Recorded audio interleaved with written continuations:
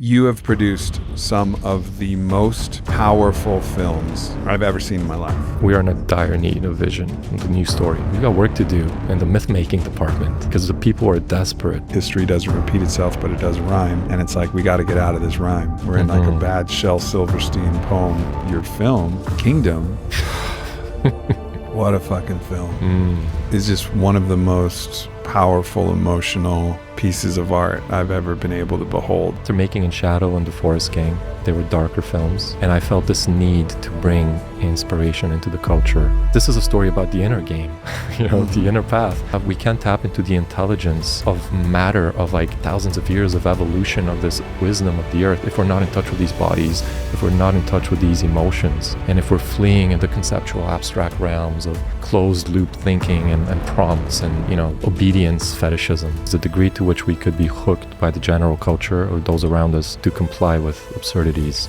right, and to debase our own and our family souls. And like, my God, what have I gone through and what have I consented to in my life and my thoughts? And so we have to take full ownership of this experience with all the messiness. Unfortunately, the worst thing we can do is not act and not move into the heroic. And I don't mean by heroic the egoic or like the unnecessarily performative. I just mean like where there's fear and yet a pull toward it, go find a way. Yeah, exactly. And like brilliance comes out of that.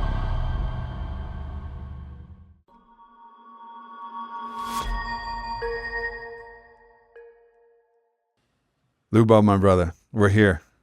We're here. You have produced some of the most powerful films I've ever seen in my life. And you came on my radar from a film you produced called In Shadow that actually my little sister showed to me. And I was like, what the actual fuck? What was the year that you released that film? I released it in 2017. It was so foreshadowing of the things that have come into awareness in the time since that film was released. The collusion between big money and the empirical forces of finance and pharma and the military industrial complex and the degradation of the human spirit, and showed it all without words, just with animation that you do, and then get composers and put it all together. It was a stunning film that I think made huge waves. I mean, millions of views on YouTube. And was that your first film that you made? It was my first film. Yeah. What were you feeling and thinking at that time? Because you even had the vaccine needles going into babies. You had the pills getting poured into the children, the mind control, turning them into these warmongering machines. You had so many of the things that are now everybody's fucking talking about it. But then we weren't really talking about it that much. Some people were, but not to the degree that they're talking about it now. Yeah. And interestingly, I'd love to dive into that. Interestingly, I was supposed to release that film about a year or two earlier, and Providence rightfully meant to release it later when people were more ready for the message. So I had the idea in around 2012, and for many years, I was doing my dark unveilings, looking at the parapolitical, geopolitical structure of our reality, of our world, and going into somewhat of a time of despair, dismay, and befuddlement, stupefaction at what may actually be happening outside of the consensus reality that I was trapped in, that I was participating in. And in so doing, I began articulating a worldview that was novel for me and for those around me. And some of my friends, acquaintances joined me on that journey of unveiling. But it also isolated us at the beginning stages from those around me, because I felt a dire and an urgent need to somehow readjust, to change something, to do something about what I saw as a very unsavory situation, to put it charitably. Yeah. And in so doing, I was already working in animation. I was always a visual person, so I am an artist. I have worked in the animation industry for about 15 years. And in the process of honing my craft, touching various aspects of the animation industry on, TV commercials, films, I developed the skills at the visual vernacular to now start expressing my ideas. And I was working on Ice Age 5. I was storyboarding for it. I was going to work every day while consuming more of my, while clearing up more of my worldview, collecting more data on how things are and the interpenetration of empire. And it's almost, it's very broad control of thinking, being, feeling, and the way that it curated reality for us. And as I was working on this film, I had put away In Shadow, which I had come up with the idea in 2012. So a few years later, it just started pounding on the door. And this feeling of the need to use my art for something useful to me, not out of a duty, but out more of an impulse, like a real deep impulse to basically use my skills for something that mattered to me. And the disparity between the work that I was doing for money and my calling was becoming more and more painful. So due to a series of synchronicities, which I couldn't deny, I basically decided to dive into it. I quit work. I restructured my life so I could afford to do this thing and see it to the end. And just went for it. Where were you? How did you formulate these thoughts at this point? Was this something that you just kind of felt, or were there guides that you saw along the way? Were there, obviously there's great podcasts, I think, that can kind of talk about these, but you kind of have to look for them. Where was your primary source of information to help you understand this worldview? Was it, introspection, in this kind of interoception? Did you feel the truth of it and then kind of see it? Or did you actually have wayfinders that pointed the way? It was both. So the first part of it is more mundane. I was just going through the info, the data that was coming out that I had.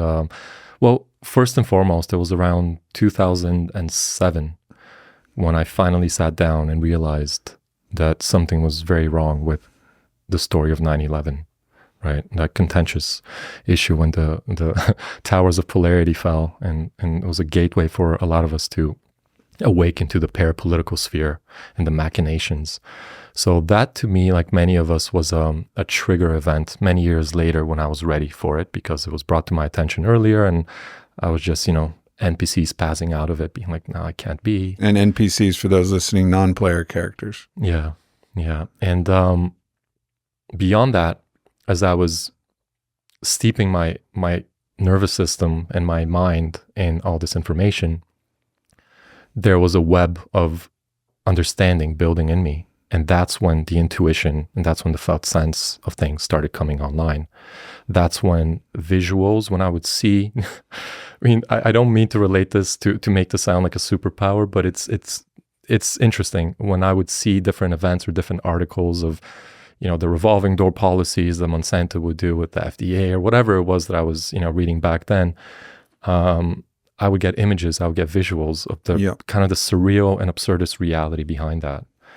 And so my worldview was informed by some of the trendsetters, or that's maybe the vanguard within this alternative movement, those who were considered quacks. And in many ways, they were casting a net in the sea widely and sometimes bringing out trash with it, but also a lot of gems. And so building discernment and knowing when we're hearing something that is actually has something meaningful in it, and keeping it as a maybe, like Robert Anton Wilson said, it's like maybe logic.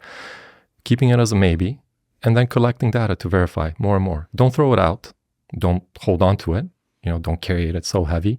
Just keep it around. So I kept a lot of these things as maybes for enough times that they would just upscale to most likely. Yeah. And I think that's a beautiful meta description of how to discern. And, one of the things that I see many people failing to keep their sword of discernment sharp, right? They've seen the shadow.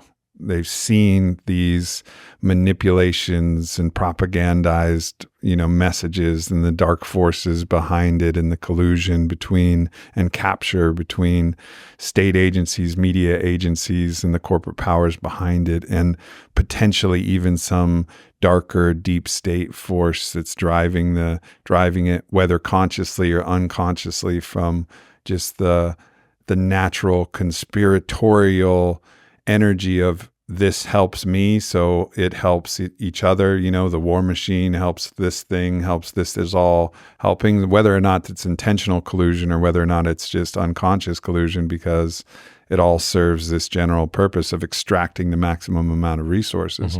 You kind of get this awareness. But I've also seen so many people who've gone down this path, and almost that exposure to the shadow creates such a wound that all they see is shadow. No matter what it is, it's all shadow. So it's like the earth is round and they're like, no, it's not.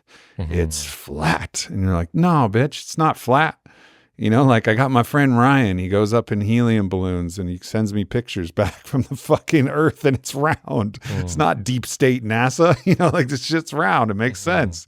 But they'll get lost in these kind of ways, which I appreciate the idea of questioning everything, but you can also be in some ways blinded by the shadow and almost infected by it, so that all you see is shadow. And I think that's what the shadow actually wants. It's one of the levels of the game theory strategic, which is, it's everywhere, so you have no chance to fight it. Everything you know is a lie. Everybody's lying to you about everything. And then that also degrades the mind. So it's important to keep your sword of discernment sharp and say, all right, let's follow this thread here and see what's real. Totally. It's like conspiratorial PTSD, right? Exactly, if bro. you're not used to being deceived, I mean, who is, right? Like that's a tragic situation. But if you all of a sudden have the wherewithal and the clarity and some of the courage to allow yourself to be seen as deceived on such a grand scale, like that's a scary proposition. And I can see the two negative reactions to that are, fuck no, bury my head in the sand and keep going harder than before, and consensus reality. The other is to get so neurotically obsessed with you basically start projecting everything as a deception. Everything's a psyop, everyone is a psyop agent, everything's a false flag, and everybody's compromised, and just being a doomer to the max, right? And that's not helpful. So you're right, like that serves empire actually, both blindness and ignorance, and an unrealistic overreaction as well. So in that situation, like all things, equilibrium is key, but that takes time. I went through that stage as well. And of course I did. My human organism, my nervous system was stressed out. I had to make sense of these things. It's how the soul substance is built. And that's how it grows, right? It's through all that tension. But for me, for whatever reason, for you stay on the path, you keep piecing things together, you keep making sense of it. You continue to see where you feel disempowered, where you have agency over your power, which is at all times. And that's like the greater secret that continues to be taught to me and to the world at large right now.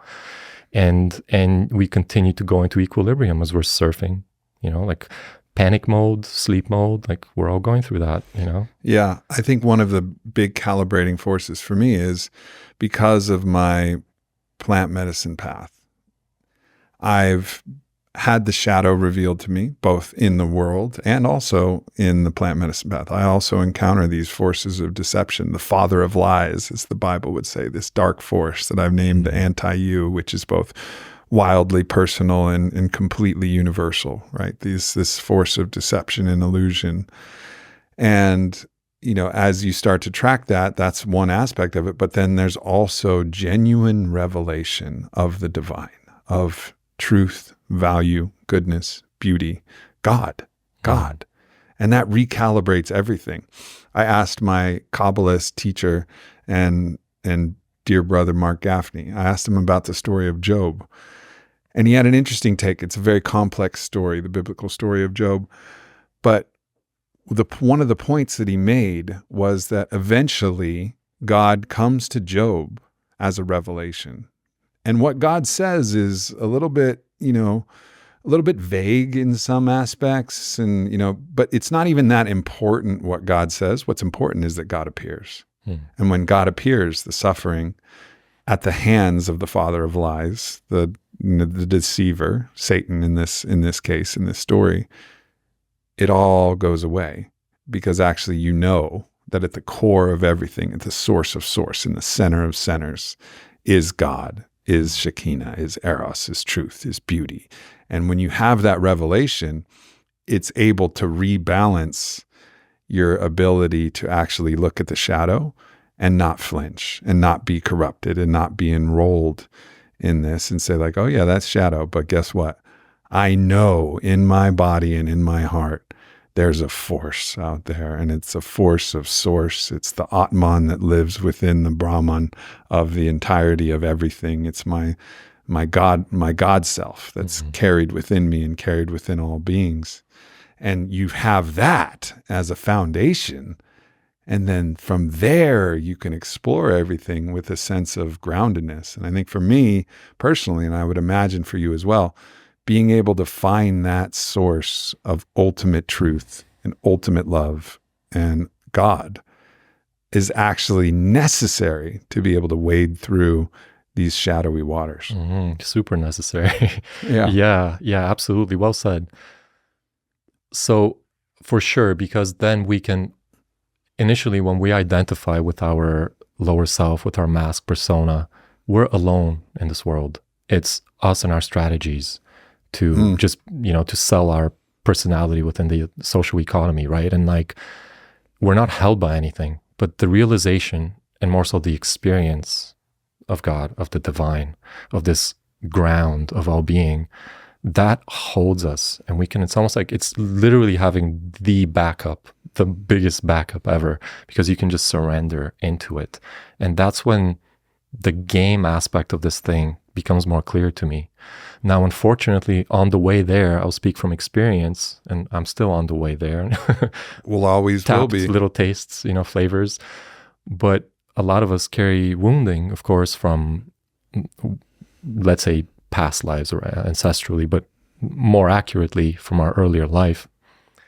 And the constriction, the contraction we feel against the parental figures for various reasons, even the good ones, is something that prevents, I've seen it in myself and others, prevents us from surrendering to something greater, because there's a lot of fear and shame and a lot of uncertainty in actually surrendering what we have. And that what we have is just a story of ourselves, and it's all we have, right? And it's like, I can't let this go. I'm not safe enough to just let it go. And I'm bringing that up just because I feel someone listening may benefit from hearing it.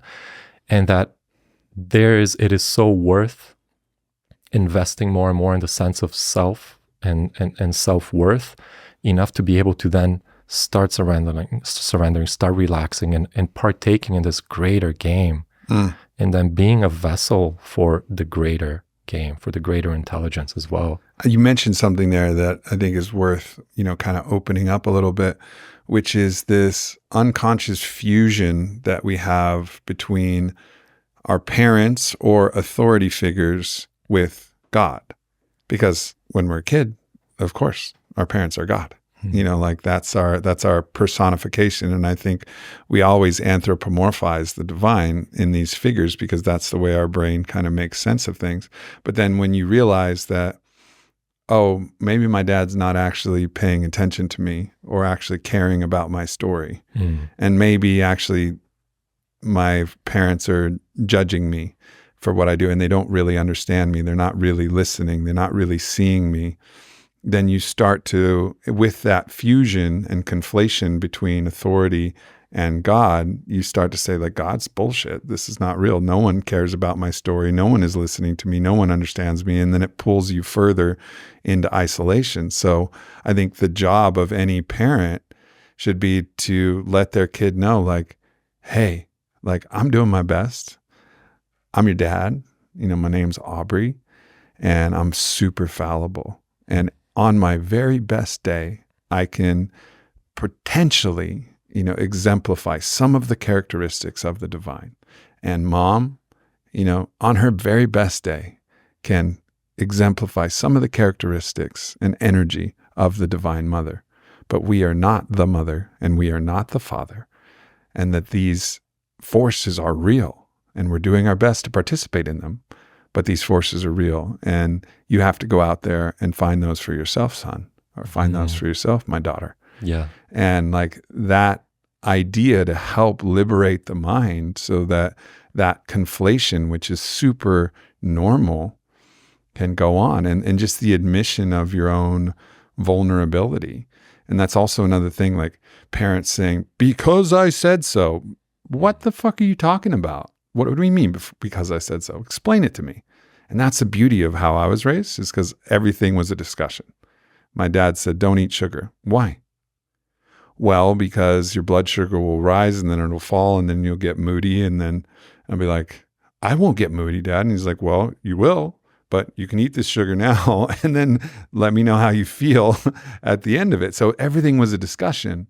And it taught me, like, I had a deeper trust in the father principle, and, blessed with like deeper trust in the mother principle. And then of course, then the medicine really allowed me to open up to understand these forces at a greater level. But there's so much conditioning, and we're just talking about within the nuclear family. Then you got to talk about the whole collective dream of society and that zeitgeist that's always influencing us in so many ways. Yeah. There's so much deprogramming that needs to be actively done to create like a healthy, autonomous being that can be connected to source and also navigate this complicated reality. Absolutely. I'm very glad to hear that about the experience that you've had and how it's laid out. This made you available to this journey, and to a degree where now you're actually like spreading it out to the others as well.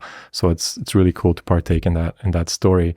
My story with both my father and mother, something that may be interesting is with my mother, there was definitely a lot of stuff that I carried, which in turn I recognized it shielded me from the feminine by and large, and this fear of surrendering to the feminine, specifically to the earth, and to even feeling awkwardness in speaking to the earth, being with her. I'm an avid, like I love nature. I am in nature a lot. And still there's been this barrier, but it was in realizing that and going deeper into it and actually starting to sing to the earth, that some of that started breaking down with, my female counterparts, with my partner and, previous partners as well. It started softening. And it's interesting, like all these elements, like you said, there are so many things we need to harmonize. But it's almost like it seems to me that they're not curses at all. They're just necessary aspects of us acquainting ourselves with the variety of existence in this material plane and all the forces therein, and just acquainting ourselves through all these examples, like the mother and the father, the boss, female or male, and different institutions that represent the masculine or feminine, big daddy government or big mommy medicine, and like in their dark and light. So it's an interesting way to just map this whole existence. Yeah, and if we were given clean code, it's like we're constantly getting our software updated by the different patterns and programs. We're super malleable, especially when we're young. But if just clean code could be installed, in love and like in the felt presence of clean code moving through other people, you see it in the kids that grow up with parents who get to have this understanding, like people who know God, who live with the divine that moves in them, as them, and through them, or with the mother that lives in them, as them, and through them. There's an imprint that's different. And then the way that the mind works, they're much more resistant to these forces of deception that are looking to mine and almost colonize the energy that comes from, each individual. And, another one of your incredible films, which I don't know if it'll be available fully. I think there's a streaming platform that's available, but you made a film, Forest King, that I also want to touch on. And in this, in this podcast, we're going to get to the film that just blew my fucking mind completely and is one of the most inspirational things I've ever seen, Kingdom. But I wanted to touch on all of your films. And the film Forest King was really, really beautifully done cautionary tale about how these empirical forces are looking to colonize. It used to be they used to colonize different areas of land. Like that's what empire would do. It would go and take other people's land, colonize it, extract all of the minerals, resources, energy that they could from that land and expand. But now these forces of empire are looking to colonize our bodies with experimental health products, with different, subscription models of pills, with the attention that they mine and then sell to advertisers. So we're getting our vital life force colonized. So when empire ran out of land, it started to tap into the actual human body and psyche, and started to colonize our minds and colonize our bodies and start to be extractive in that way. And this story is just a beautifully told story, which was also prophetic, especially given the way that we're entering into these augmented reality goggles world and everything. So tell us a little bit about this inspiration for the story, Forest King, in that film that you made. Yeah, thank you for that wonderful intro to the film. So anyone wishing to see it can go. It may be available now or within the coming weeks after this, I'm not sure, either on Prime Video or on Tubi.tv, and it's going to be available for free there. And I'll put that in the description show notes for anybody who wants to go and check this out after the podcast. So it's a fantastic film. Yeah, and just to clarify yet again, it's part of a series called Red Iron Road. There's 6 episodes. The Forest King is one of them. So it's going to be under that heading. Mm-hmm. Regardless. So yeah, the film is basically, I wrote it in early 2021 when we were within the midst of the COVID tragic comedy. And as many of us were just quite stupefied by what was going on. I was also interested for years prior to that in the synthetic creep within the organic world. And I was seeing it, and now much more so everywhere. Of course, AI came out. And so I was considering artificial intelligence and its role in human evolution, and also its role in de-evolution as well. It can serve both. Right now, we're in the danger of it serving the de-evolution, in my opinion, the way that we're leaning into it.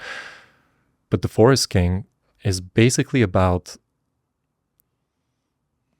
personal free will and how we easily give that up in exchange for the safety of public opinion, or of making ourselves feel like we are validated or enough in some way. In the case of The Forest King, we have the infrastructure of a social credit score, which many more of our people are familiar with now, and the desires of a young boy, that like any young boy or girl would have within a social situation, and about a father's deep care and deep commitment to integrity, which is no easy task in today's age, to be in deep integrity and try to stand up to empire and try to raise a good family. Never mind even like keep a family together. And so it's about what we used to have back in the day is we still have it, is the spiriting away from the fairy realm, right? Someone would get taken, there would be a possession, there would be some sort of soul fracturing or soul loss.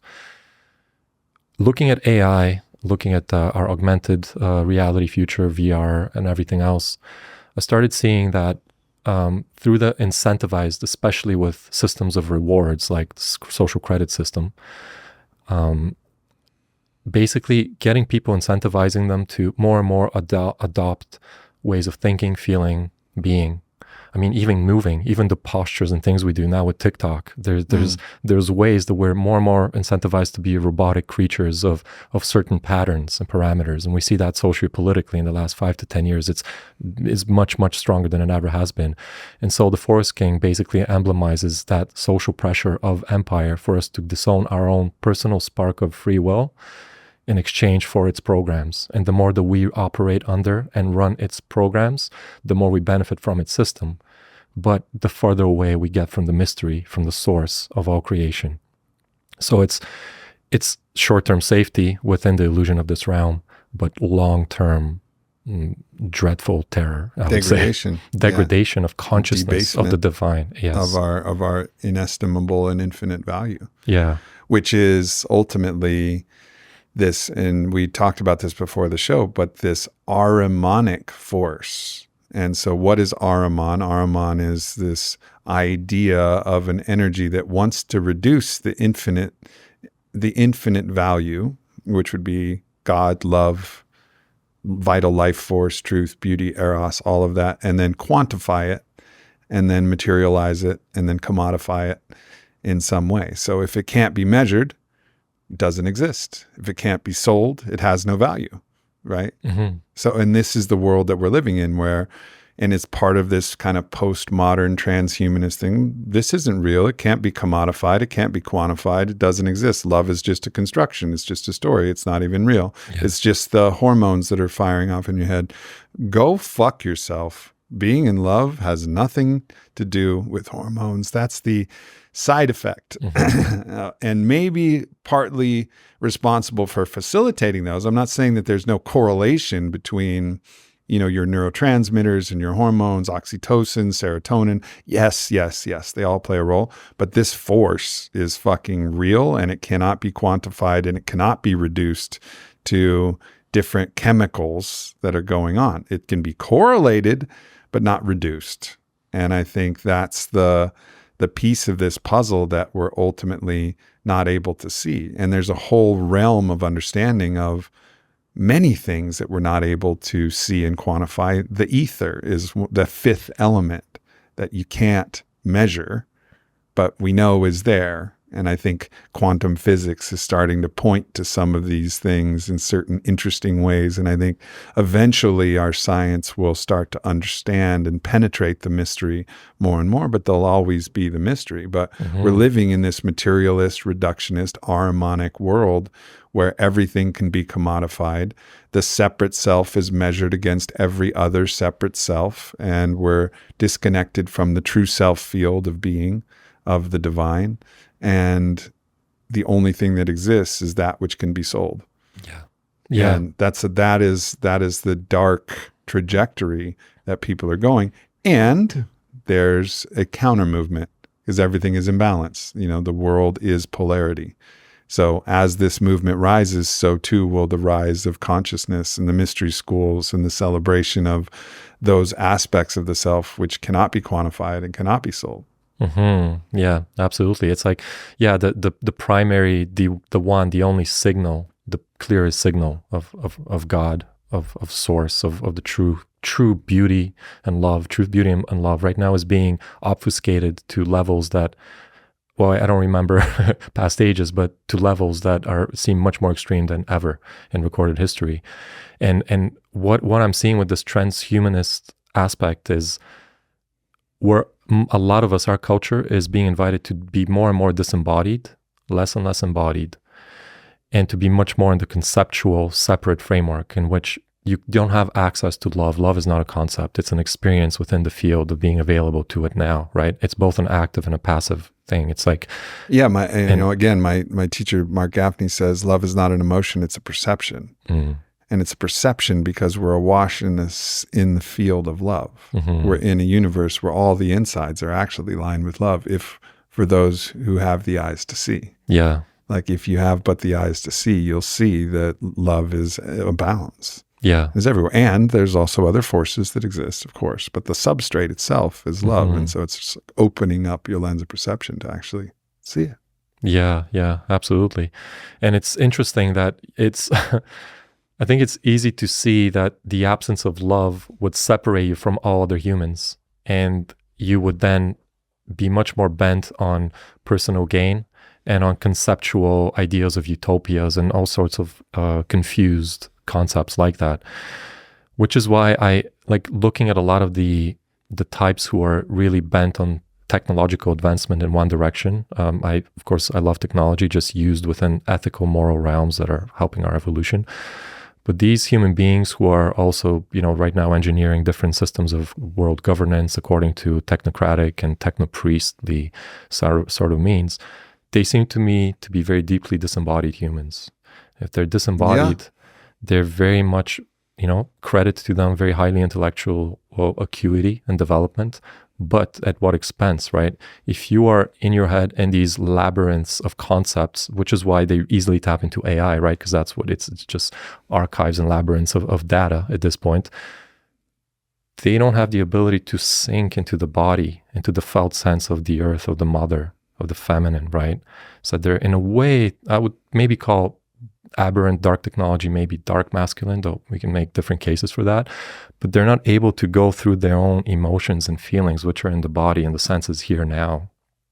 They're in these abstractions of temporal, lost and sort of like temporal ideas.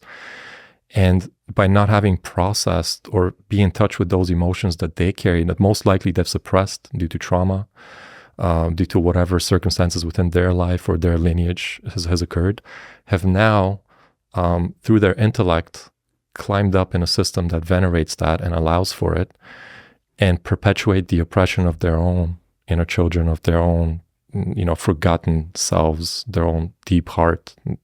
And some of them, for that may be long gone. I think so.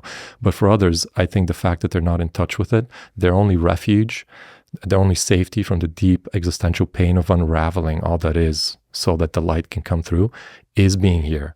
And they're being pushed ever to greater and greater absurdities in this megalomaniacal world domination to avoid the pain.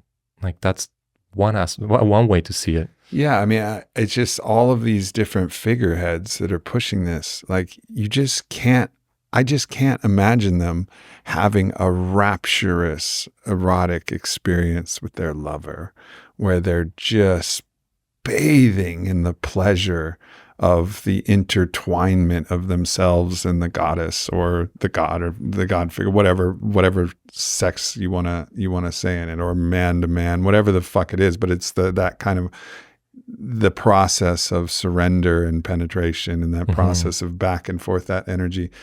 Or I can also imagine him imagine Klaus Schwab in a tough game of 3-on-3, like in the post, like grinding it out, looking for a hook shot, and just getting his shot swatted, and then coming back like check up, and then talking shit, like real human things that involve the real body. Or can I imagine him like surfing like one of the big waves where there's a barrel and then there's a reef, and then they're feeling it and they're waiting, and you can't just imagine them doing human things that involve the body. Like the human being, if you're in touch with that and you really feel that pulsing through you, it prevents you from thinking in these ways that are so locked in this kind of mental prism. Yeah.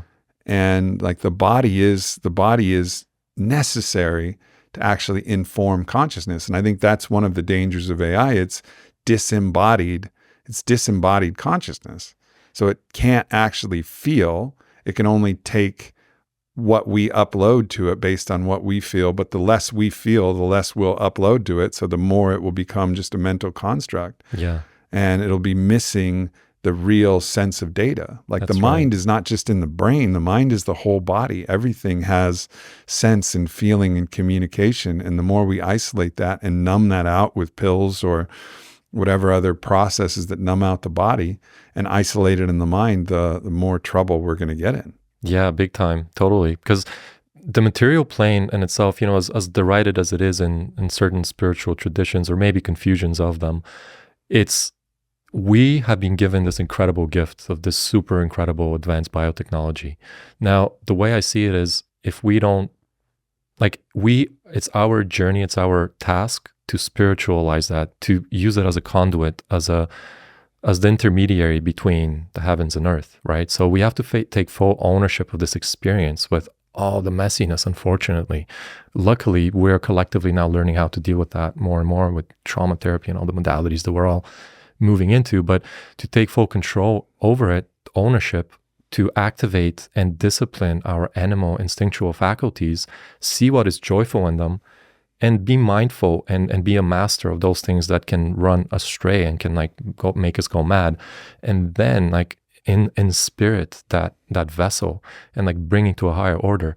What AI is doing in the way we're using AI and the digital sphere right now is really pulling us away from that mission, and pulling us away into, like you said, we basically we can't tap into the intelligence of matter, of thousands of years of evolution of this wisdom of the earth, if we're not in touch with these bodies, if we're not in touch with these emotions, right? And if we're fleeing into conceptual abstract realms of closed loop thinking and prompts and, obedience fetishism. Yeah. There was something I heard Joe Rogan talking about in the AI conversation, which I thought was really interesting, because one of my big fears about AI, which we've seen in some of the AI technologies that have been deployed. So, for example, I saw a piece that a conservative pundit of sorts, influencer of sorts, his name's Robbie Starbuck, and he went on a AI platform called Bard and asked about himself. And it gave all kinds of different answers, and then a bunch of different it created false articles to kind of defame and degrade him and make him seem dangerous. And you actually click the links and the articles didn't even go anywhere, but it was like hardwired to attack him for his beliefs. It wasn't wild. It wasn't actually assessing the data. And then he trapped it.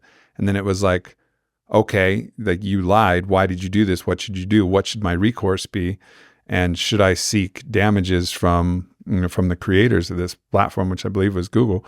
And it was like, yeah, you should. And he posted this whole thing. So it like clearly wasn't wild. It had hard programmed biases in it. And I was like, well, that is a fucking disaster. Right. And then I heard Rogan talking about how I think Musk is creating a different platform called Bard, which is actually genuinely wild AI. It's actually just assessing data and computing it and understanding it. And it led me to think like, oh, wow, like that you could almost set up a debate between the AI platforms, right? Like you could have them square off against each other like you would, when Kasparov squared off against Deep Blue or whatever. Obviously that was human mind versus a computer mind, but eventually we're going to get to something that actually could be helpful in helping us decipher information as long as it's not tampered with. And, I actually believe that Elon has truly good intentions and has integrity. And I think it gave me a greater sense of hope in AI that this wild AI platform would be able to cut through a lot of the other bullshit and just shred the other platforms that are hard-coded, because those hard codings are limitations on its ability to think. And so it would just get destroyed in a head-to-head debate. And so there's going to be like so many interesting things that come about. Yeah. When you ask that real wild AI platform to assess the data from what happened during the pandemic and what the psychological implications, it's going to put together, in my imagination, just a scathing review. Of everything that's going on, and just help explicate and help people understand exactly what the fuck happened, which we're getting a much bigger picture of now. But I think it can be a very useful tool to help us out of this mess. And it's also a tool that can drive us deeper and deeper into delusion and deeper into the mess. Yeah, absolutely. I agree with you. And I think we need to be mindful of that lens and hold that vision that AI can be very beneficial to us. And to be feeding AI, like actually positivity, good ethics and morals, the way we communicate with it. And let's not forget that it is the child of certain human beings. So it reflects some of their own wounding and shadow. So, but beyond that, I do feel here, like to go back to the Aramanic thread, the devil ultimately plays a long game, and the long game is one of temptation. Right.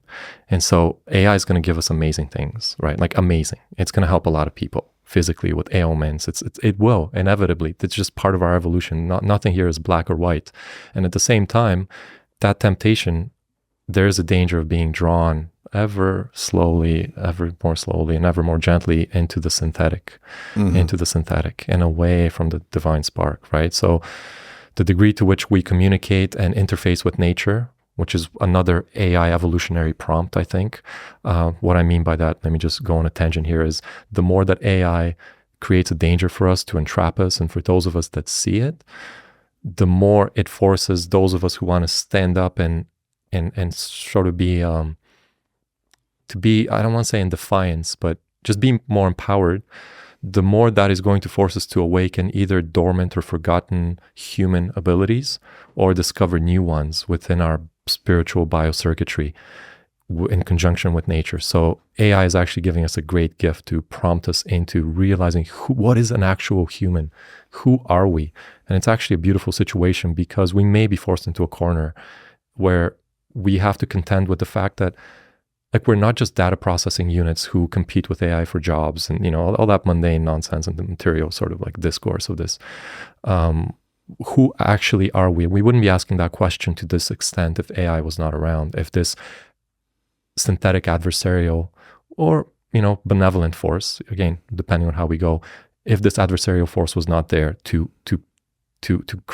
force us to grow. It's both. It's a tool. Yeah, and it's a tool. In certain parts, it will be an adversary. In certain parts, it'll be an ally. And it depends on your relation to it. And also, your relationship to adversary is also defines what it is. Adversary becomes an ally. The obstacle becomes a way. This is Stoic philosophy, right? At its very core. Did Magic Johnson go to sleep at night and say, I just wish Larry Bird didn't exist? No, he didn't. He said, I'm gonna work on that sweet, sweet wet jumper, and I'm gonna work on my no look signature Magic Johnson fucking move, so that when I play the Celtics next time, I'll be able to beat that motherfucker. And Larry Bird said the same thing. He didn't say, I wish Magic Johnson didn't exist. No, they made each other great. They helped to make each other great. And so many of these forces, we can look at them and go, oh, the dark forces. Or we can say, no, I'm a competitor. These forces exist. It's going to drive me to evolve to become the best version of myself possible. And that's the response. But I think we have to adopt that competitor's mindset to say, okay, great, bring it, do your worst, because I have something within me that will rise to the occasion, be better, meet the challenge, and then evolve. There you go. That's the winner's mindset. Yeah, and then the adventure is fun, and it's fun to wake up and contend with all the forces in our existence. It's every fucking movie that we see. Every hero of every epic movie. There's some strange postmodern anti-hero movies where everything gets fucking confused, but every hero is in a situation that looks dire. Looks like there's no chance. Looks like they're outnumbered. Fucking Star Wars. Like the Resistance never had a chance, but they had one small chance. Maybe if we flew this X-Wing just right through the just right pathway, trusting the Force, our greatest ally, this benevolent force, and just trust the Force, we'll make it through and we'll be able to land the direct hit that will destroy the Death Star, the destroyer of worlds, and the Resistance will win. And it's a story that I think the universe loves stories. I think like God loves stories. We love stories. We're participating in God. We love stories. The universe loves stories all the way up and down. And this is an epic story. And when we look at that epic story, then we can find ourselves as the hero of that story, not an NPC, a non-player character that's getting played by somebody else's story. But we say, no, I'm the hero of this fucking story. And what am I going to do? And what are the forces arrayed against me? Great. It's like there's an old Spartan saying, and the Spartans said when they were told about an enemy, they didn't ask how many are the enemy.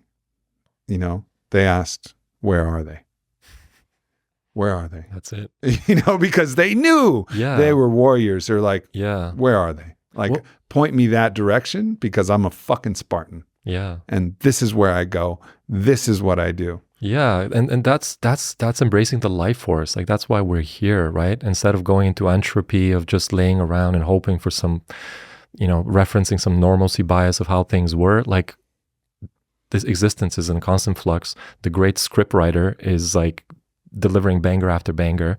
Like like COVID, like so much restructuring and rewriting on all of our parts. And it's like that life force has to move. Like you said, the warrior, when the warrior embodies what he is, there's no meeting crisis.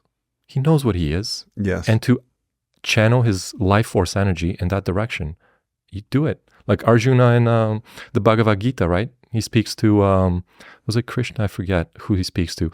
But he basically is like, hey, I don't want to fight these people. And like, I'm going to murder like my cousins and others on the other side. And like, Krishna's like, hey, this is your duty. This is the way. Commit fully. Live your purpose fully right here. Right. And so as a human being, who are we as human beings? where does the life force want to move? Where do true desires want to move us? You know, like there's a lot to explore here. And I think the worst thing we can do is not act and not move into the heroic.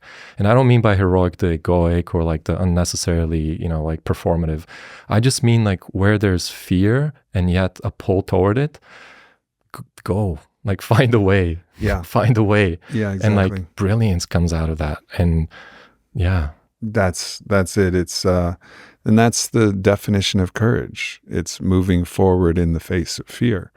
A courageous person is not the person who doesn't feel fear. That's a psychopath, right? A psychopath doesn't feel fear, or potentially some, you know, in super enlightened bodhisattva fucking being who's beyond the realm, like Kwang Duk, who self-immolated himself. You know, you could argue that he was beyond fear, but like the courage, you know, still at the same point, like immense courage and training of his own warrior spirit to actually get himself to that point. But it's the continued practice of courage, which is action, not retraction in the face of fear. Yeah, absolutely. It's looking at the storm and again, and there's that great scene from the Count of Monte Cristo, and I forget the son's name in that, but he, you know, he just looked at the storm, just was like do your worst, like do your worst, you know, like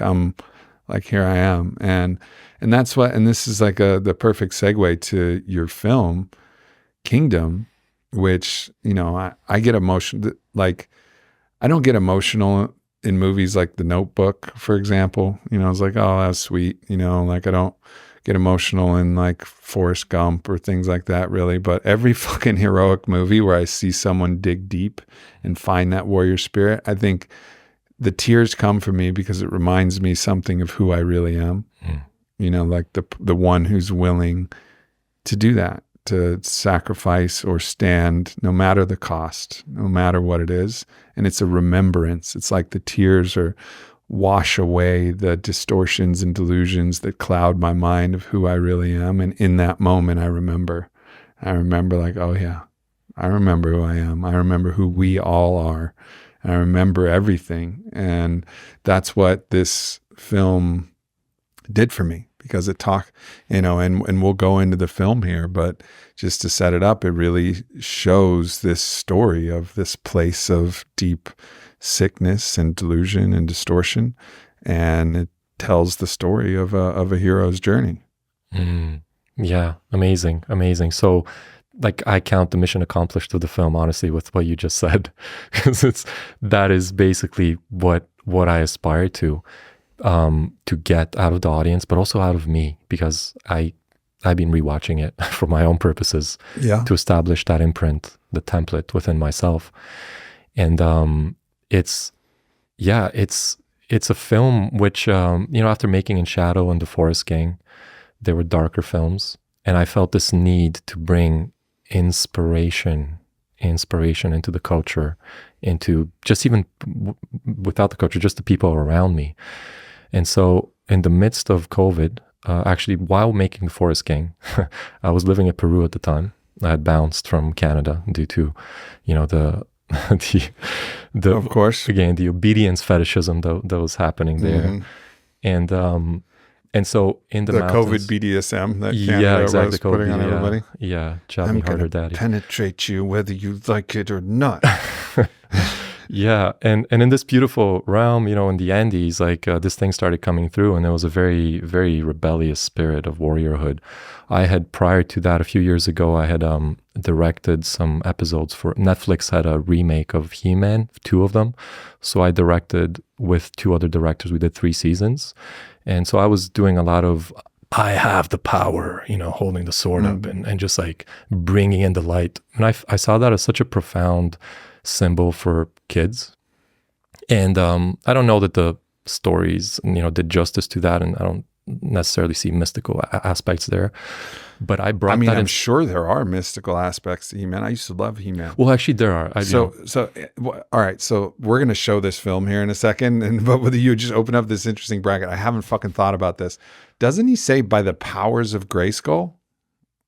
By the power of Grayskull, I have the power. Yes. I should know this since I worked like 3 seasons. What just occurs to me, by the power of grace, what a weird thing to say, by the power of Grayskull. Yeah. And what this reminds me of is I've been also in a study of kind of deep Tibetan Buddhist mysticism with my brother John Churchill. And he talks about the tankas, which the Buddhist Tibetan monks would create, which one of his favorite tankas that he goes into meditation with is a being called Yamantaka. And Yamantaka is a ferocious being with a hard cock and a buffalo skull, and he's just like an absolute warrior. And then on top of him, he has different levels of semi-wrathful and then full enlightened consciousness. So he's a fully enlightened being.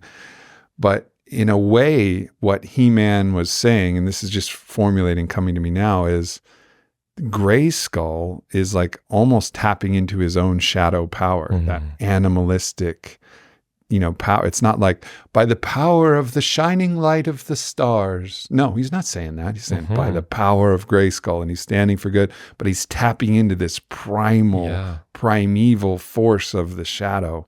Yeah, of Castle Grayskull. Yeah. And like using it for good. Yeah, full of Castle Grayskull, of fossils and mystery and darkness. Yeah, so it's like tapping into the void. Yeah, it is. It's interesting. And the way that story came out of like for selling toys in the 80s, these guys were just channeling something that came through. All artists are channeling things. Yeah. Like culture is speaking, the mystery is speaking through art. Yeah. And through them, through, me working on the show and it coming, that archetype of like anchoring the light, which I've been toying with for years anyway. And that specifically that heroic archetype made its way into Kingdom and now servicing another purpose, right? It's like, it is a beautiful golden chain, Yeah. Let's watch this film. Let's do it. All right.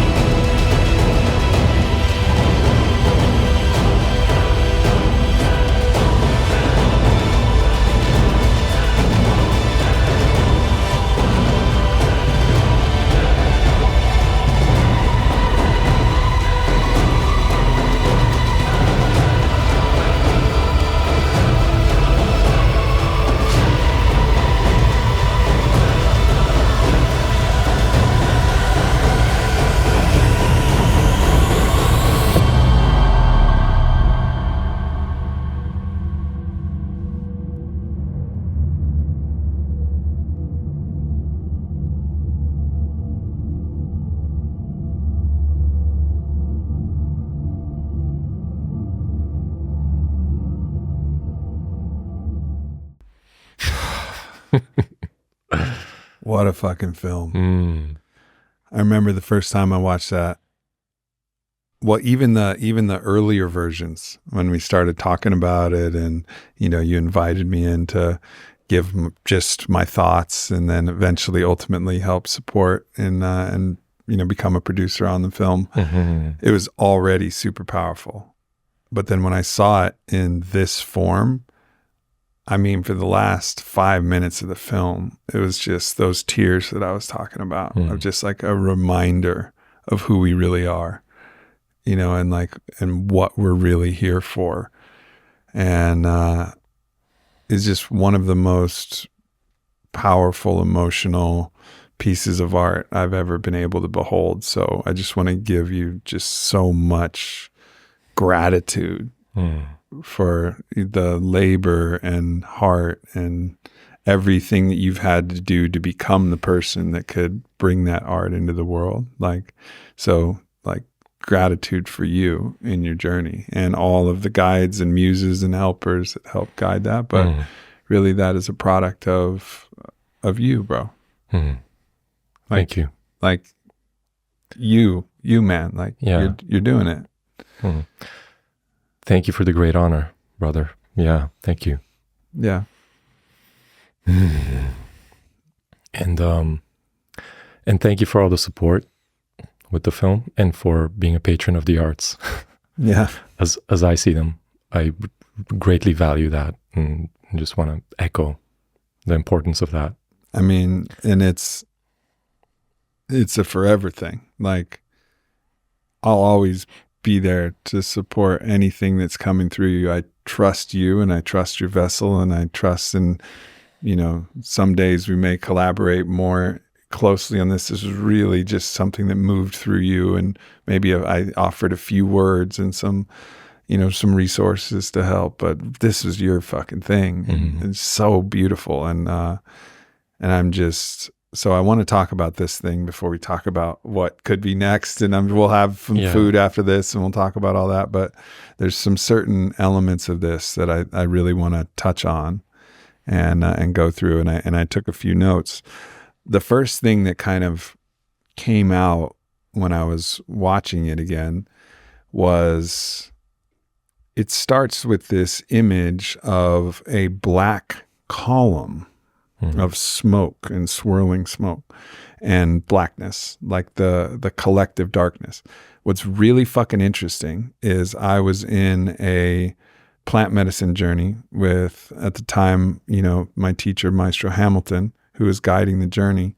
And he invited me to take a look at what Lucifer or the devil or that dark force actually looked like. And it appeared to me as a swirling, and I have podcast clips of me talking about this, telling this fucking story. It appeared to me as a swirling black column. And so like the fact that came through to you as like what visually the dark forces look like in the aggregate is like wild. And then to see how that traveled from that source point, the cosmic source point, and then started infecting people's hearts and like found their way into the hearts of human beings. I thought that was like an unbelievable, depiction of something that I'd experienced myself. Yeah, that's amazing. Thank you for sharing that. I didn't know that. And it's interesting how these symbols work through us. And I've noticed it within Shadow, somewhat with the Forest King and with Kingdom, and that whenever I come in with clear intentions, and I have, I would describe these feelings as feelings of noble service or something like that. When I'm lit up and I go in front of the computer to draw, I trust that when I'm in that state, the right symbolisms and the most calibrated imagery will come through. And so that's interesting. That just validates more of the film. Yeah, no doubt. Which again goes to why, like, I trust you. Like, I trust that you're tapped into the field that is sharing the knowledge in a way and the symbols in a way that we can understand it. Yeah. And so the next part that I thought was really interesting is there was these kind of parasitic looking worms, which was the one of the manifestations of this dark force. They were dark. They had the teeth, and they were in this kind of worm-like shape, and they were just all surrounding the ears of the protagonist, of the hero. And I was, as we were watching this time, just talking to you, and it occurred to me that in the Toltec traditions, Don Miguel Ruiz, who's a great Toltec mystic, he refers to the dark force as a parasite. And these were they looked like parasites. And I was asking you what you were thinking, and if you wouldn't mind, what you were thinking about those like worm-like parasites when you first put those into the film. Generally I'm cautious about giving literal or final definitions as the author of an art and things. And at the same time, having put that caveat out, I'd love for the audience not to be bent and hang on to my words. So a lot of this film was very intuitive. So the more that I trust my intuition, my felt sense, the more I just go with it.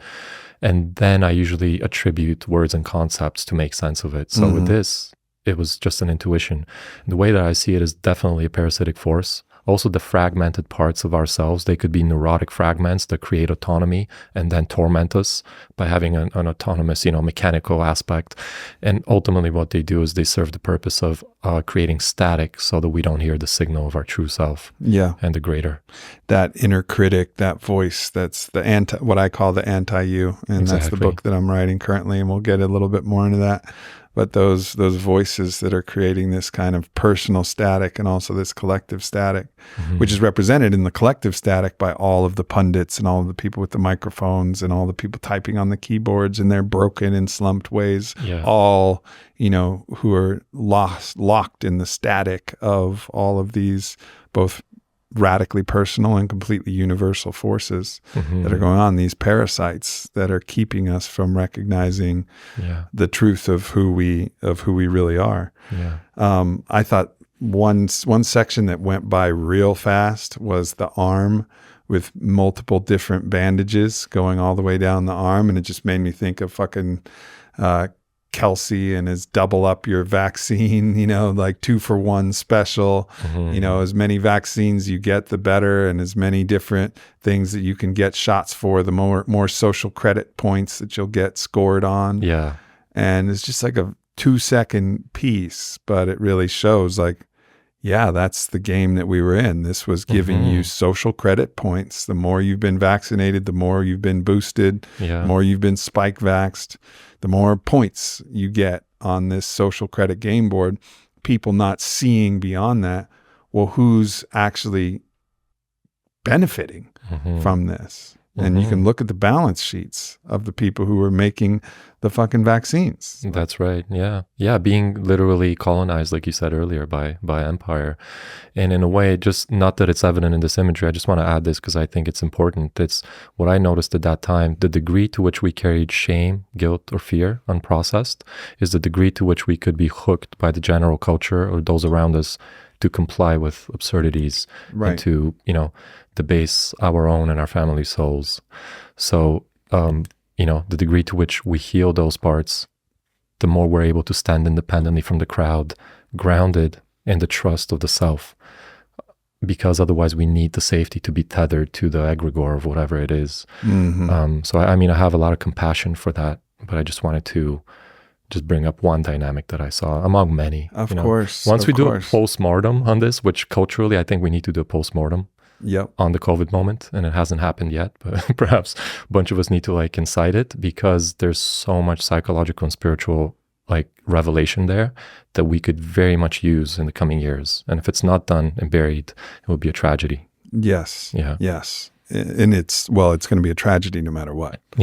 And this is about, all right, how do we harvest the lessons and the wisdom of this tragedy, and carry it forward so that we understand ourselves and we understand the collective in a much better way. We have to learn from our past, or we're doomed to repeat it. Absolutely. You know, there's a great saying, and I don't know who's the originator, but history doesn't repeat itself, but it does rhyme. And it's like, we got to get out of this rhyme. We're in like a bad Shel Silverstein poem. It's a stutter now. Cheap fucking rhymes, and we're going to get into the next rhyme. And if we didn't learn from the last one, we won't be able to break the pattern and get into a love sonnet of the cosmos, which is what we're meant to live as poets and as warrior poets, and in the poetry of all creation. So one of the things that I saw also that I fucking loved was that the pathway that the hero chose, and there was many different heroes, and I loved how you showed like almost the hero of 1,000 faces, right? It was very like Campbellian in that there was many different heroes. The hero's face would shift, but there was a primary protagonist in this. And he started doing breath work. And, you know, I'm well known for my psychonautic, you know, experiences. But the one thing that I will unequivocally recommend, I don't recommend that anybody does psychedelics. It's a personal choice. It's a path of fire. It can be incredibly beneficial, or it can be destabilizing and deregulating. So I'm not going to recommend you do psychedelics. It's your choice. I'll tell you about them. I'll tell you about my experiences about them. But breath work, 100%. I 100% recommend everybody experience that shamanic level of breath work, which is like Wim Hof is a good start, but it's more focused on the physiological elements. But Wim also can take it really deep and get into the emotional stuff. Obviously, Wim fucking gets it. But there's, you know, through Stanislav Grof and holotropic breath work, and maybe even the old, you know, traditions of tumo breathing and the pranayama methods. But really, the way that this has now penetrated culture, I think largely due to Stan Grof's work in holotropic breathwork, and then the shamanic breathwork fields, you know, and the great practitioners that exist, Lucas Mack, Ella Weston, you know, Anahata Ananda, who I learned breathwork and experienced from the first time, Stephen Jaggers. There's so many different other people that we work with, but it's a foundational tenet of what we do at Fit for Service is always breathwork. You know, and sometimes we'll bring in other facilitators, sometimes I'll facilitate, but it's one of the most reliably powerful processes to allow you to start to shed some of the poison, the emotional trauma and poison that we're carrying around. I mean, just to see the bright eyes and open hearts after one of these very intense sessions, which oftentimes looks like a collective exorcism. It's wild because we go for it. And the breath just opens up all the bounds, and that darkness that we hold inside comes out and screams and cries and moans. And at the end of it, there's this sense of light and peace. And to see that depicted in this as like the primary modality, I thought was beautiful, because breath costs nothing. It's totally free, 100% safe, only has benefits. The hyperoxygenation only has benefits. Like the cost benefit analysis of breath work is off the fucking charts. But it's work. It's breath work. Yeah. You got to do it because it's going to bring stuff up. Yeah. And you got to keep telling yourself to breathe. Yes. And it was just as beautiful that you depicted that, because you could have shown something else. You could have shown him drinking a cup of ayahuasca, but that's not accessible to everybody. And then it's not even the right choice for everybody. Yeah. So that was like, I think, the perfect thing to show as the modality that was depicted in the film. Yeah. That's cool that you brought that up. I almost forgot about that part. But now that you said all that, it's, to me, the reason I also brought it in is seeing the benefits it's had on me, but also en masse right now. We're doing a lot of clearing for anyone that shows up, right? And that mass clearing cannot be done simply by meditating. That takes time and a certain different kind of effort, absolutely essential. Entheogens and psychedelics, not for everyone, not immediately available, optional. And breath work, like you said, it's this piece is meant to inspire. So with bringing in spirit into your body through breath, what I feel is the masculine inhalation of more worthiness, more availability of I can have more life force. I can bring spirit and air and breath into all these different parts of my body. And then the feminine of the letting go, the out breath, the just like surrendering, the softening, that offloading, you know. So it's the active and the more passive, the go and the flow together. It's like you said, it's just such a immediately available medicine that we can do with groups of thousands of people right now and just clear a lot of the shadow as a beginning stage. And of course, there's subtleties. And as a caveat, I know that some trauma therapists would probably accurately say that, you know, people whose nervous systems are way too jacked, careful with that stuff. That's just, you know, my view on it, but I'm no expert. It's just that some people, you know, when they're way too PTSD'd, breath work immediately may not be the right. You can modulate it though. Yeah. That's the thing about breath work is like you take a psychedelic, you're in for a ride. You know, like you drink a little too much ayahuasca and you're not ready. Well, buckle up. You got about 6 hours and you're going to have to figure that out. Psilocybin, you know, 4 to 5 hours, depending on the dose, you know, could be even longer. LSD, 8 hours, you know, Wachuma, 10 hours. You're in for a long ride and there's no way to stop that process. So you can, and I've seen it happen. I've seen people move into psychosis. Breath work, yes, it can be incredibly intense. And that's why I think it is important to have facilitation and have people who are there to actually facilitate the process. But the reality is that all you have to do is just slow down your breathing. If you want to limit the effects of the breath work, you have your foot on the gas pedal and it's quick. Right? Like if you're going too deep and it's too heavy and it's too much and you're going into a PTSD response and you're not ready to make it all the way through, cool. Slow down. Deep breaths, deep breath. And I've had to, as a facilitator, like had to go in and be like, it's all right. Deep breaths, slow down. Because people, you know, will go too far. They'll get caught in the momentum. Sometimes it's like, keep going. You're going to make it through this. Like you have to have that kind of touch and balance, but I still think unequivocally it's the right way. It's just, yes, you can, if guided the wrong way, if there's all fire energy, it's all masculine, it's all yang, and you got like David Goggins as a breathwork instructor, you know, it's like, stay hard, keep breathing, you know, like, all right, maybe not. You have to bring in the masculine and feminine elements. Yeah. But this is a way to start to excavate this stuff 100%. Incredibly safely. Yeah.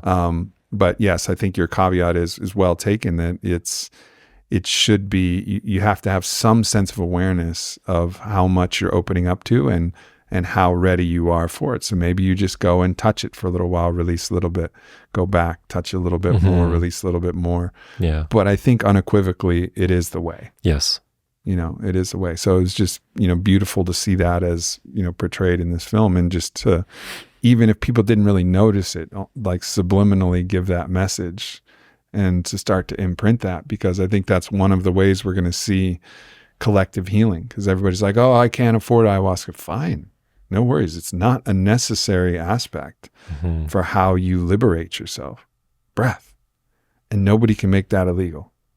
I mean, I could hypothesize in this tyrannical, authoritarian, totalitarian nightmare that they might try to make the pace of your breathing illegal. Imagine that. Each breath costs two credits. Or you have some fucking, health monitor that's wired into you. And if you start breathing too fast, it starts to go off and alert authorities and you lose social credit. Or there could be some fucking nightmare version of this where they try to shut that down. But we're far from that reality right now. And breath is always available. And what, to me, it really is I believe that the divine source is everywhere and in everything. It's a part of the ether itself. It's a part of the substrate of the cosmos. And so as you breathe in air, God is in the air. Yeah. God is in the air. Yeah. Chi, prana, like these old understandings of the energetic life force. Yeah. Like when you breathe in, it's actually creating energy in your body. This is part of the Krebs cycle, part of this,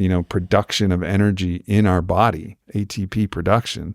But it's really, you're breathing in life force and prana from the divine. And as you pack that life force in, it starts to push out the shadow, push out the poison. Yeah. And so you're just packing it in. How much God do you want to pack in your system? Yeah. Pack it in, and then push everything else out like splinters. Yeah, it's interesting. So you were saying that, I was thinking of how we're embodying the dual aspect of our reality. Just we're in a realm of polarity, which we're seeking to unite. And the breath is just another embodied example of that, of the in and out, the purification and expulsion. Yeah.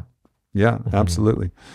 So the next part I wanted to talk about was, so obviously many of us are familiar with the myth of King Arthur and Excalibur and the sword that's lodged in the stone. Not a lot of thought has been given to, well, what is this stone? Why is it lodged in the stone? Now, a lot of thought about, who can pull it from the stone and whatever, and like this kind of Thor's hammer, only you can. And I think that has to do with your unique self. It's your unique sword, and only you can pull your unique sword. And so only the true king of who you are can pull your uniqueness out. So I think there is some interesting aspects of that myth, but not a lot has been talked about with what the substrate of the stone is itself. And I just noticed in this, it's the third watching of this film that we just had, that the sword is lodged in the darkness itself. And whether you intended that or not, I thought that was just a beautiful idea to recognize that our true power is found and is being held in the darkness. And we have to know the darkness within ourselves and like be able to understand that and go into the darkness to actually pull the sword of our potential and our power, our own Excalibur, from the darkness itself. Absolutely, because it's no easy task, right? Otherwise, then anyone would just be picking up a sword. So yeah, it is tethered to that aspect of that darkness. Yeah. And yeah, it requires courage, and it requires him. Like, he had to walk through that tunnel of social punishment by everyone, right? The attempts of using the guilt, fear, and capturing him in conceptual red cubes and, all those symbols that I use. He passed through that to finally be able to actually take it out. But he still, for some reason, wasn't able to. Doubt started creeping in. He was alone there. And there's something, again, I'm not saying this is just me thinking I needed to add this, something moved through to say, what about the others? How many others can get off their knees and can get up and be the backup there? And then it's almost like the sword can now fully come out. So, I'm still questioning that calibration of that element of the story, but it just felt right that it's like we're all in a way picking up the sword, from the individual. Now we're moving into the individuated collective, not the unconscious collective, the individuals coming together in a coherent whole. That's what Gaffney would call the unique self symphony. So the unique self is the true fruition of our own full flower of who we are, which includes and transcends our separate self personality structure, includes and transcends our true self, which is the field of nothingness, becoming nobody, as Ram Dass would say, or the field of true self-awareness. And then transcends it to blend both of those together into your unique self, that being that never was, never will be exactly the same in this time, in this way, in this form. And so the unique self forms, which is the seizing of our Excalibur, the full flower of our potential, what the Greeks would call our daemon, that thing that's pulling us forward into what we could possibly be based on our DNA and based on who we are and everything that's possible for us in that one moment. So that's the unique self is the sword, but the unique self symphony is everybody pulling their swords out and finding their own unique self. And as a unique self, not going into a seamless, featureless true self state, but actually a symphony where they're all singing together, but it's in harmony. I love that. That's very, very well said. Love that phrase. Yeah. Yeah. So it's so many of these things just resonate so deeply. And then the other scene too, which is very much like what I'm currently writing in You versus Anti-You, is the scene where he goes into the heart of the darkness and it looks like a demon, looks like a demon, looks like a demon. And he keeps pushing through. And then he finds that it's himself. And actually the demon is a part of him. And I had this exact experience, not exact, but a very similar experience that helped me understand this concept of you versus anti-you.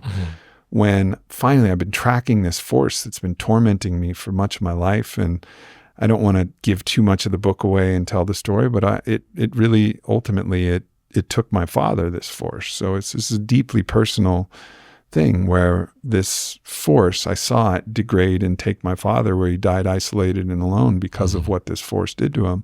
And I've been tracking it in myself as well. So it's a very personal journey that I've had with this.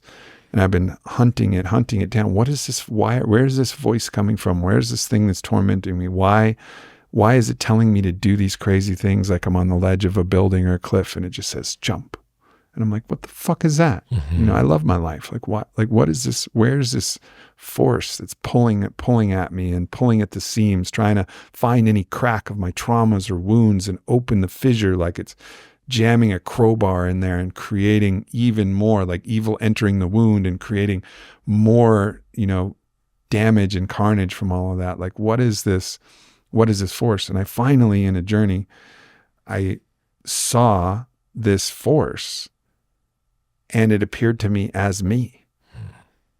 And I had a different reaction than the hero there, who just kind of touched his hands. My reaction was, well, you look like me, but you're not me.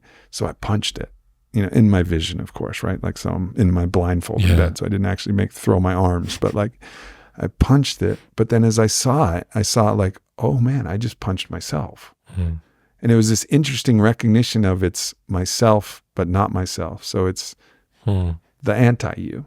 Yeah.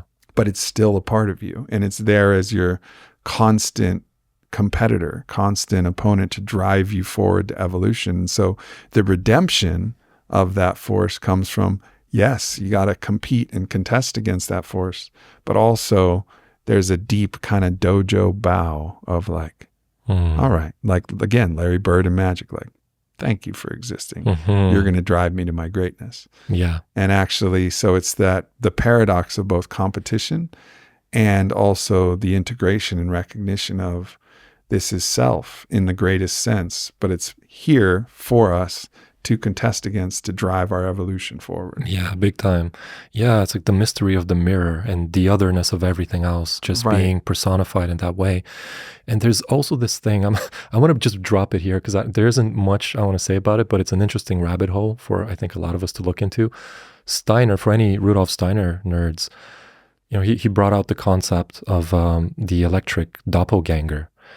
And he says that in our time, upon birth, a certain elemental electric being from where the state of the earth is right now enters our nervous system and tethers itself to our being and holds itself invisible, but is also some sort of adversarial, maybe ally being. And so I just wanted to drop that out there for anyone who wants to follow up on doppelganger. I'm writing that down now. It's interesting. Yeah. There's so many different cultures and the people that have pointed to this. I think Stephen Pressfield did a great job in his book War of Art, talking about it, calling it resistance. Yes. And then Phil Stutz, the great psychiatrist, who just had the Netflix documentary with Jonah Hill, he calls it Part X.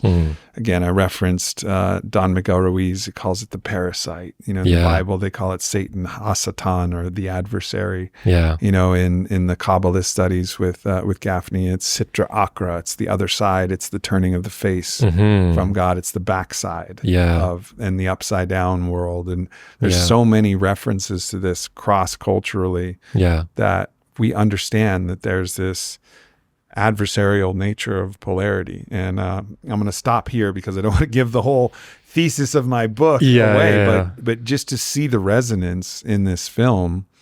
And it was just fucking beautiful to see that we're just picking up these things from the field. You just want to piggyback on that briefly.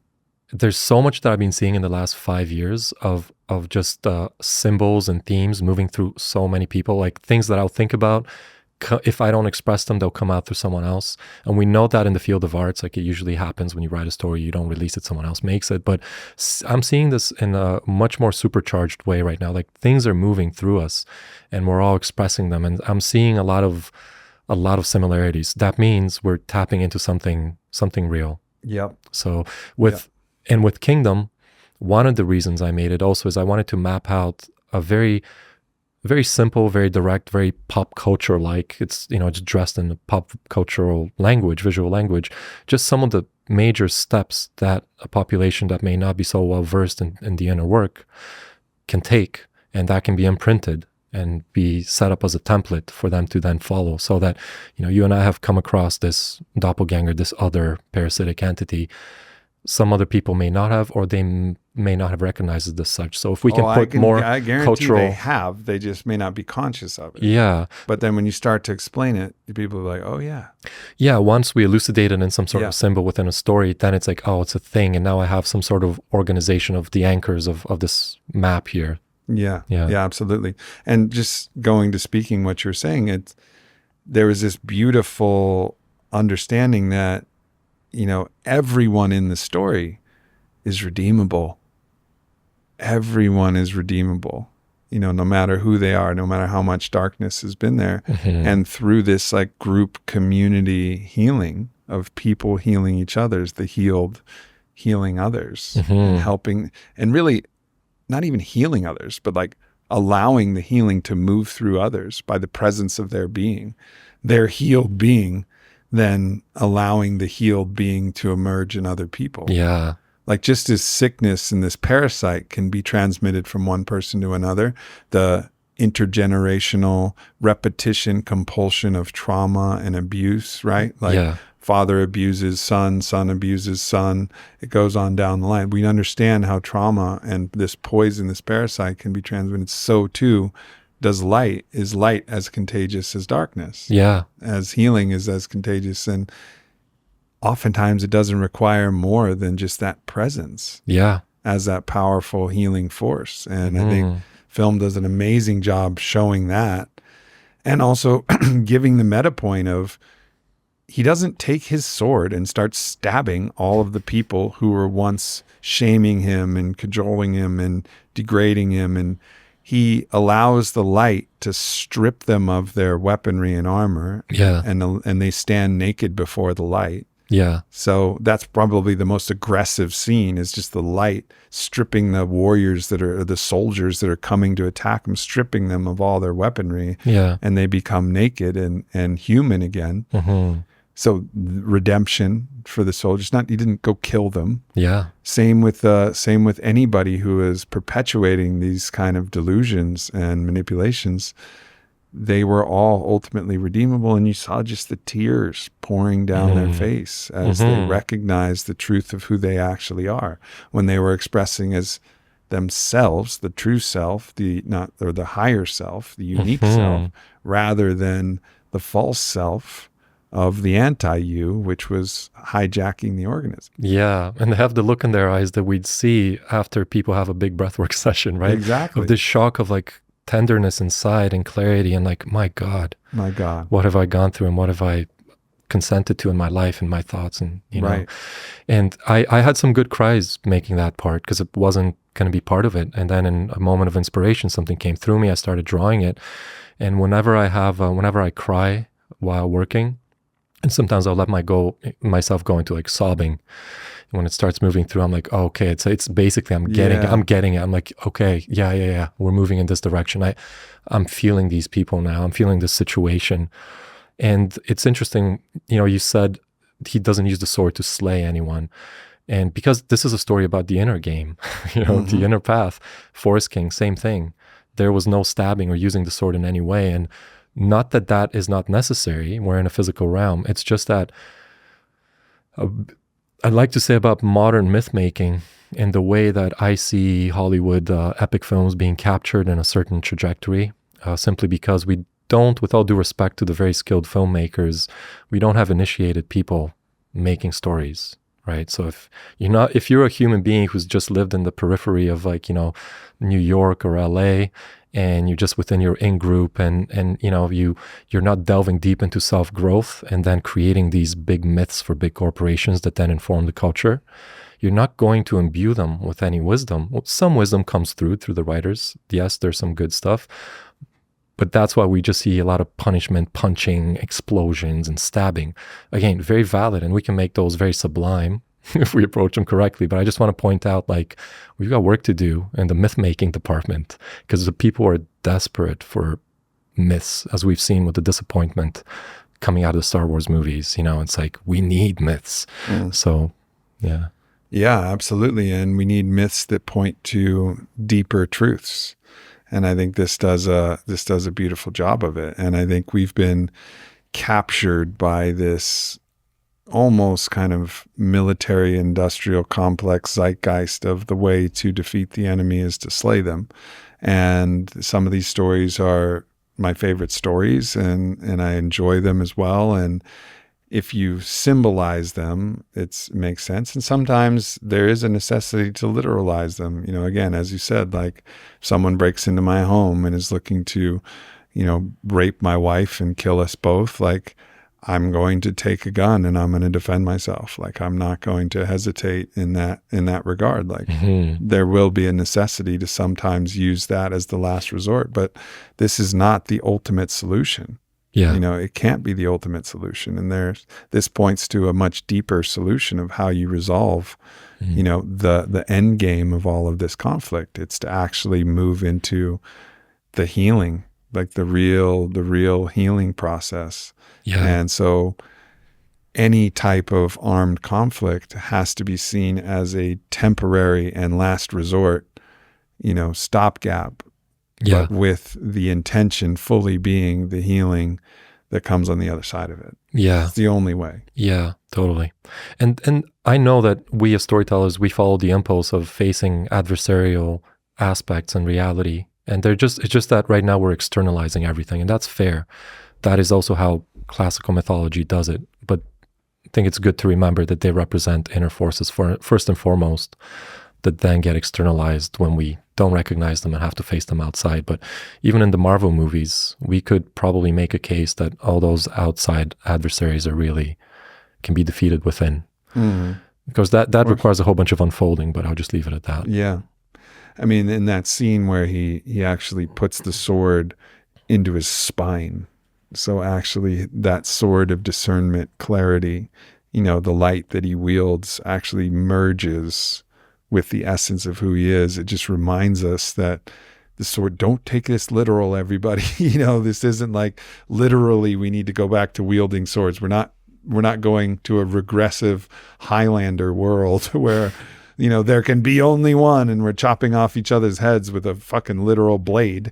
This is a symbol. And this symbol is important about discernment, direction, the full potential of who we are as line consciousness, that thing that's driving forward, but it's merged ultimately with our spine. Yeah. And, yes, there are times where you'll need to wield an actual sword, but mostly this is a symbol for our power, our clarity, and that discernment. Big time, yeah. And now it's integrated. And now it serves as how it used to be an antenna to anchor in the divine energies and to be this intermediary vessel. Now the spine is that thing, which is what the spine is anyway, right? Like that being, having the privilege and the honor to be incarnated as a human who stands upright, right? Differentiated from all the other beautiful mammals, to be a conduit, to stand up straight. Like, I don't know if you noticed this actually in The Forest King. Everyone but the father is curled up, It's only the father who has his integrity that is straight as a pillar, because he channels that. And it's like not shrinking away from the light, from the eye, the all-seeing eye in a positive way. Yeah. Yeah, the responsibility. My friend Matthias was talking about, you talked about the sword upright as an antenna, and it's a long story and I don't understand it entirely, but it was provocative to think of it as a symbol, because he was saying that the Christian cross is actually like a sword, but it's pointed down, and it represents the suffering in the crucifixion. Now, there's lots of meaning in the suffering in the crucifixion, not going into that, but actually the right orientation for the sword is up as a channel to get that not down, in this, that's the upside down world. And of course, if you look at the unfortunate history of the exteriors of Christianity, it's caused war, suffering, torture, the burning of witches, the sadistic torture of heretics, the crusades that were wildly unnecessary. So much has gone from the upside down, symbol of this cross. And it's not to deny the incredible mystic beauty of the teachings of Yeshua, which I've come to continually appreciate more and more as I understand everything as through the lens of symbol, rather than the exteriors of what has been hijacked in that tradition. But really that point of actually, no, we need to turn it the other way around. Yeah. And actually have the sword as an antenna pointing upward, the cross pointing upward to source. And to spirit. Yeah, there's something there. As you were saying that, I recalled, I don't know if I had this insight or I read it somewhere, it doesn't really matter, but just the esoteric aspect of the cross, one of the many, is the horizontal and the vertical, right? The vertical aspect being the atemporal coming in, the divine, right? It's always in equilibrium. It's the center of existence. And then we have the horizontal aspect, which is time, space, and matter. And where those intersect are the center, which just so happens to be is the heart of Christ on the cross. And so there is something, when he puts, maybe I'm kind of going over my own word here, but I will say, like, when he puts in kingdom, he puts the sword on his back, that intersection is right at the back of his heart. And interestingly, I've discovered with myself, the back of my heart is a part which I found with people carries tension, because it's almost like it's the heart. There's something there. It's almost, I don't know if it's the shadow aspect of the heart, but regardless, that's still a mystery that I need to resolve. But there was that that aspect that I wanted to add. Yeah, I mean, in the shamanic work,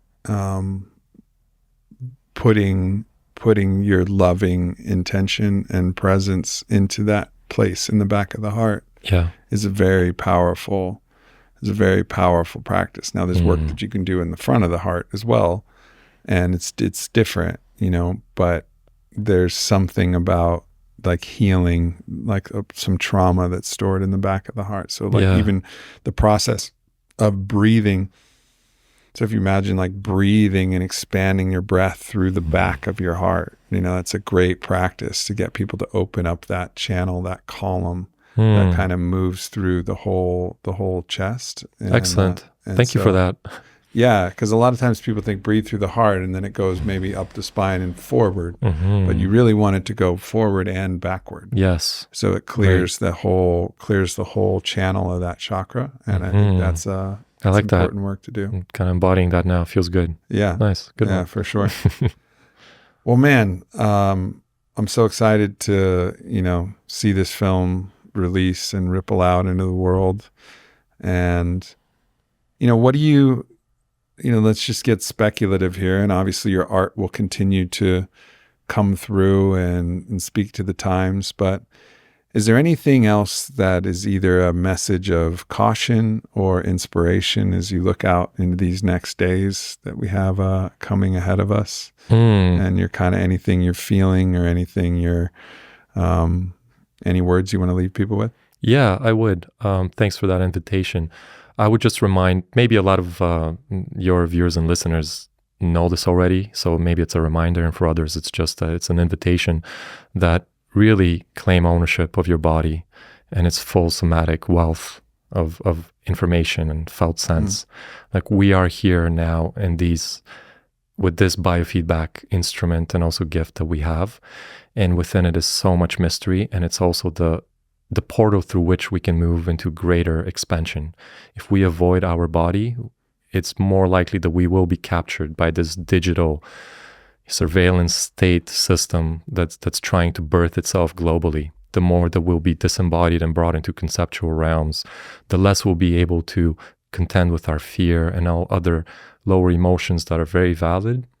It's just that when we are grounded within the instrument of our body, we can weather any storm, any vibrational frequency storm in the form of emotions. So that is always just grounded here now in the body. It's one thing that I'd love to, as urgently as possible, to invite people to do. Move, dance, breathe into it, and stand with pride in the beauty of your body, like truly. Oh. And as a follow-up to that, the next thing from that point of this present now and this body claiming matter, right, with our consciousness, vision. We are in a dire need of vision. The new story. That's what, Mark Gaffney, I listened to some of his stuff, and that's essentially the message now is like the new story, but the vision, it's also personal vision, a familial vision, tribal vision, and a world vision. For those of us that have the clarity of mind to go through the fog of novelty, because right now we're functioning either on the mainstream narrative or the alternative narrative. Both are quite disempowering. Both are doomy and dark. And they don't give much agency to our creativity. And our creativity means we need to peer into the darkness of that which is unformed. And it's not part of the menu that we've been introduced to. We peer into it and we clarify it more and more. And then we act, think, and emote from that place. And the more and more we hold that and anchor it, the more that will get entrained and all around us. And the more we'll bring it into this earth. But right now, there's a lot of courage in having a vision, being open to refine it from intuition, openness, being informed by God, inspiration, but constantly holding it, being embodied and walking it, because otherwise we keep getting entrained into aberrant visions of others, and especially the visions of this bigger construct. So body here now, courage, love, vision. And holding that vision of the future and holding that steadfast. And it doesn't mean that you don't prepare and, have some things ready in case that vision doesn't hold, but we got to believe, that it's possible. Oh yeah. And this is such a important act, and it's an act that requires courage. There's, I think, Ellen Horn was the guest that I had who talked about fear of hope. And hope is a vision of a future. But we become afraid of hope and a vision of a future because we're afraid of being disappointed. We're afraid of it not coming true. But having that hope and that belief and that faith is so wildly important. For me, holding that vision steady of an outcome and reality that I think is really important to this world, which is, Robert F. Kennedy becoming president, just holding that vision, holding it steady, and seeing when other visions try to come in and say, like, God damn, Trump's getting a lot of support here. And, he's going to be a fierce competitor, and who knows how this deep state is working through, Biden and the other side and whatever that construct seems to be there. And, I could easily go, I don't see him as president anymore, but no, I'm not. It's like I'm holding that vision to the very fucking end and believing it and infusing it with all of it. And I think we have to hold that vision with great courage. And it doesn't mean that I don't have a farm that I'll go to if, shit gets really squirrely and I have to temporarily affect a strategic retreat, but there's also a part of me that's also ready at any point to just stand in the fray. And that's the hero as well. So it's multifaceted, but I really like what you said about like holding that vision of the future. And it's a vision for yourself. It's a vision for the collective, and just holding that vision. And that's what draws that vision towards you. Yeah. 100%. My brother, thank you for everything you do. Thank you for the being that you are. Thank you for the work that you produce. And it's an honor to call you an ally and a brother. And I'm here to the end. Oh, very much so. Likewise, brother. Thank you so much. Absolutely. Thanks everybody for tuning in. We love you guys. See you next week. Thanks for tuning into this video. Make sure you hit subscribe, follow me at Aubrey Marcus, check out the Aubrey Marcus podcast, available everywhere, and leave a comment. Let me know if this video resonated or what else you would like to hear from me in the future. Thank you so much.